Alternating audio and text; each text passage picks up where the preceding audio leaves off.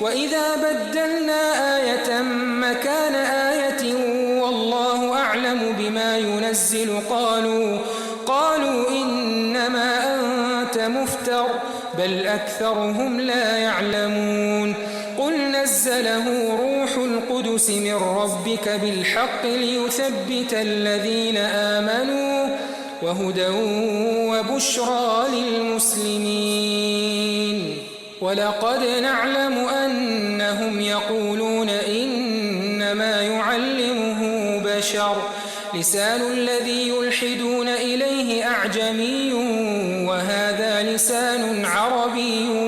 مبين إن الذين لا يؤمنون بآيات الله لا يهديهم الله ولهم عذاب أليم إنما يفتري الكذب الذين لا يؤمنون بآيات الله وأولئك هم الكاذبون من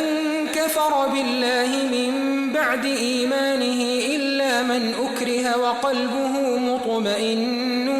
بالإيمان ولكن من شرح بالكفر صدرا فعليهم غضب من الله ولهم عذاب عظيم ذلك بأنه مستحب الحياة الدنيا على الآخرة وأن الله لا يهدي القوم الكافرين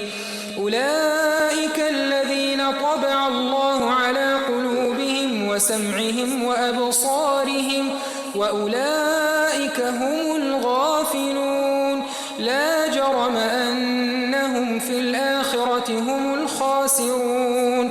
ثم إن ربك للذين هاجروا من بعد ما فتنوا ثم جاهدوا وصبروا إن ربك من بعدها لغفور رحيم